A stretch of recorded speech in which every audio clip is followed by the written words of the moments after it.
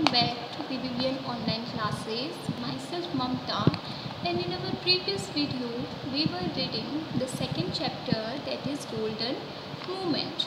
So we can see here in the picture also कि जो हमारा राइटर है वो टेलर से बहुत ही महंगा पाम बेस सूट जो है वो सिलने के लिए कहता है, और जब वो रेडी हो जाता है तो वो बहुत ही खुद को बहुत ही प्रेजेंटेबल फील करता है, क्योंकि उसे एक सेरेमनी में जाना है जहाँ पर जो इंग्लिश गवर्नर है वो उसको जो एक गोल्ड मेडल है उससे जो है उस सेरेमनी में उसको प्रेजेंट किया जाना था। तो आज जो है वो उसको उस गोल्ड कॉइन की ज़रूरत है in the present time.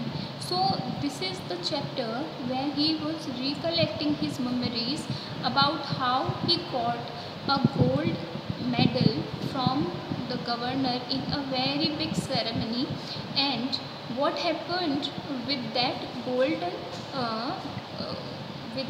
golden medal. See so start करते हैं रीडिंग। हमने पढ़ लिया था कि वो जो है एक बहुत ही सुंदर सा अपने आप को प्रेजेंटेबल करने के लिए पाम बेस सूट जो है वो सिलवाता है, जो कि हॉलीवुड स्टार्स हैं या जो बड़े लोग हैं वो पहनते थे उस टाइम पे। ठीक है, सो पहनते थे और फिर वो जो है उस नई जो सेरेमनी होने वाली है वहाँ पर जाता है। सो हमने पढ़ लिया था कि preserve and appeared in the whole palm beach suit and all ready for anything, कि अब वो वहाँ पर प्रेजेंट हो जाता है उस कॉन्वोकेशन में। और आगे क्या होता है वो देखते हैं। There were about 5 or 6 medalists and we were asked to sit on the dais behind the governor in his splendid gown and his entourage. ठीक है, तो देयर वर अबाउट 5 और 6 मेडलिस्ट, वहाँ पर 5 या 6 जो मेडलिस्ट हैं यानी कि जिनको मेडल मिलने वाले हैं वो लोग वहाँ पर थे। एंड वी वर आस्क्ड, और हमें कहा गया to sit on the dais, dais पर बैठने के लिए, यानी कि वहाँ पर चेयर्स लगी हुई थी घुमावदार पोजीशन में, as you can see in the picture also. So हमें क्या कहा गया कि इन डाइस पर बैठने के लिए कहा गया, जिसके आगे वाली सीट पर कौन बैठे हुए थे, बिहाइंड द गवर्नर, गवर्नर के ही पीछे, in his splendid gown and his entrance. ठीक है, तो स्प्लेंडेड गाउन जो उन्होंने सूट के ऊपर जो गाउन जो वो कैरी करते थे उसमें, और एंट्रॉस का मतलब होता है उनके साथ में जो उनके सेफ गार्ड्स थे उनके पीछे। The hall was packed with the high and mighty of Bombay, पूरे के पूरे हॉल में जो है high and mighty of Bombay मतलब जो बड़े बड़े पोजीशन पे लोग थे उनसे वो हॉल भरा हुआ था। The inevitable Parsi ladies in glittering saris, और वहाँ पर हम देख सकते थे पारसी लेडीज़ को विथ ग्लिटरिंग यानी चमकते हुए साड़ियों के साथ में, यानी कि वो लेडीज़ जो कि मेनली बड़ी बड़ी पार्टीज़ में ही दिखाई देती है वो हम वहाँ पर देख सकते थे। Along with their escort whom one normally saw only in the newspaper, और उनके साथ में उन्हीं के पीछे कौन थे, उनके एस्कॉर्ट्स यानी जो बॉडीगार्ड्स होते हैं वो, जिनको कि जनरली हम न्यूज़पेपर में ही देख सकते थे।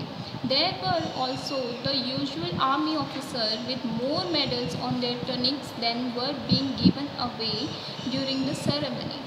So गवर्नर के बाद में जो पारसी लेडीज़ हैं उनका जो अपीयरेंस है वो दिखाया गया है, और उसके साथ में कहा गया है there were also the usual army officers, वहाँ पर कुछ आर्मी ऑफिसर्स जो हैं वो भी प्रेजेंट थे with more medals on their turnings, और उनके जो मेडल्स है वो बहुत ही ज़्यादा मेडल्स जो हैं वो उनकी यहाँ पर जो टर्निंग्स होती है और यहाँ पर जहाँ पर मेडल्स लगाए जाते हैं चेस्ट पे और उनके शोल्डर पे लगे हुए थे।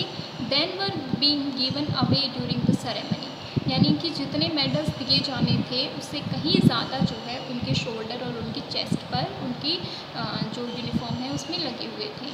And of course the strong contingent of teachers from local colleges strategically seated near the entrance, and of course, और हाँ मैं तो भूल ही गया, the strong contingent of teachers from local colleges, तो लोकल कॉलेज के जितने भी स्ट्रॉन्ग सब्जेक्ट टीचर्स थे उनको भी स्ट्रेटजिकली यानी कि बड़ी ही प्लानिंग के थ्रू जो है एंट्रेंस के पास में ही उनको सीट दी गई थी। The governor, as I have said, was Lord Bourbon, after whom the famous cricket stadium of Bombay is named. और जो गवर्नर थे, जैसे कि मैंने आपको पहले भी नाम मेंशन किया है, आई आया है यहाँ पर राइटर के लिए। तो राइटर कहता है कि जो गवर्नर है, जिसका नाम मैंने पहले भी मेंशन किया है, लॉर्ड ब्राबर्न, वो जो है उसके नाम पर क्या है, बॉम्बे में एक फेमस क्रिकेट स्टेडियम है जो उसी के नाम पर रखा गया, उस स्टेडियम का नाम। He was about twice my height and 3 times my weight. उसकी हाइट जो है वो मेरे से दोगुनी थी, यानी राइटर से दोगुनी थी, और उसका जो वेट है वो मेरे वेट से 3 गुना ज़्यादा था। And also chosen to wear a palm beach 2-piece suit. उसने भी एक पाम बीच सूट जो है वो ही चूज़ किया था पहनने के लिए, जैसे कि राइटर ने किया था। At last the governor pinned the medal to my lapel. Lapel का मतलब होता है सूट का एक हिस्सा होता है जहाँ पर आप जो है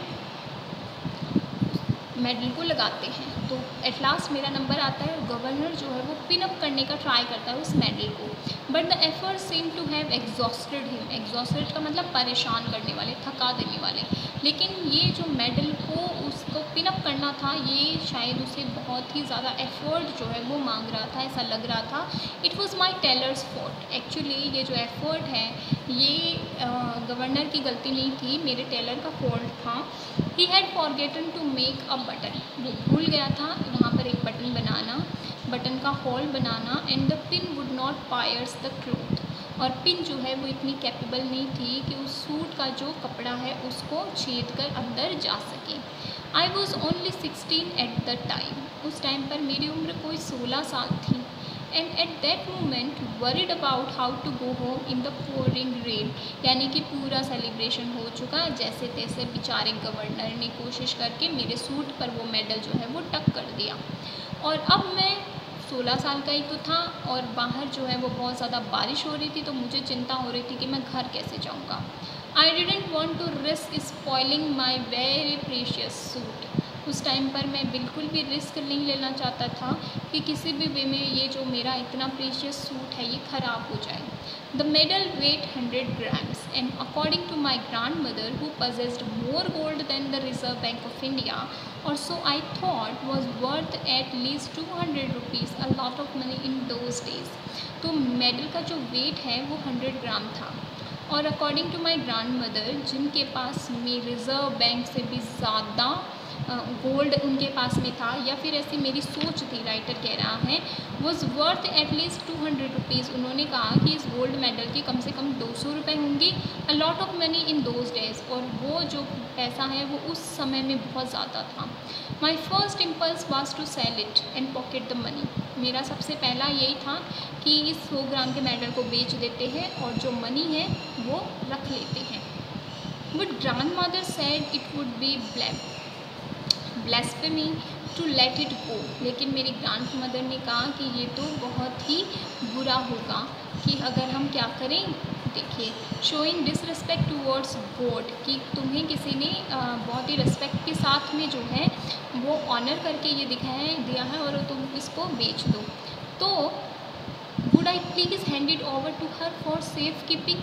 तो उन्होंने कहा कि अगर तुम्हें ठीक लगे तो ये मेरे पास में रख दो सेफ साइड के लिए, यानी कि मैं इसको संभाल के रखूँगी। And I have never seen it since. और तब से मैंने उसे, यानी कि उस गोल्ड मेडल को कभी नहीं देखा। God alone knows how anxiously I have been searching for it all these years. केवल ईश्वर जानता है कि मैं इतने सालों से कितना तड़प के इसको क्या कर रहा हूँ। एंशियसली का मतलब कितनी शिद्दत से उसको ढूंढने की कोशिश कर रहा हूँ। If only to help me make a dent in my revenue deficit.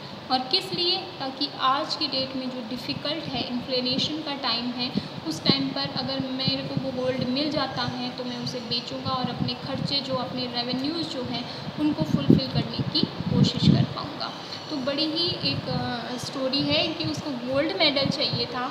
उसने हमें सारा अपना प्रेजेंट किया कि किस तरीके से वो ट्राई करता है कि उसको ये जो टाइम है, एक तो उसके पास में पैसा नहीं है अपनी रेवेन्यूज़ को फुलफ़िल करने के लिए, तो वो सोचता है कि एक टाइम ऐसा था जब मुझे क्या था, गोल्ड मेडल मिला था, और अगर आज वो 100 ग्राम का गोल्ड मेडल जो है वो मुझे वापस मिल जाता है तो मैं क्या करूँगा, उसको बेचकर अपना जो भी रेवेन्यू है या अपनी जो भी कॉस्ट है, अपनी जो नीड्स हैं वो फुलफ़िल कर पाऊँगा। बट सबसे बड़ा सरकैज़्म यहाँ पर ये है, ट्रेजेडी इस स्टोरी की ये है कि बेचारे को जब से उसने अपनी ग्रैंड मदर को वो वाला गोल्ड कॉइन मेडल दिया था, आज तक उसे कभी वो वापस ही नहीं मिला। और वो हमेशा यही होप करता है, यही प्रे करता है गॉड से कि किसी भी तरीके से वो गोल्ड मेडल उसको मिल जाए, ताकि वो अपनी जो भी रेवेन्यूज़ जो हैं वो उनको पे कर सके। सो क्वेश्चन आंसर देखेंगे हम अपनी नेक्स्ट वीडियो में। Till then, thank you.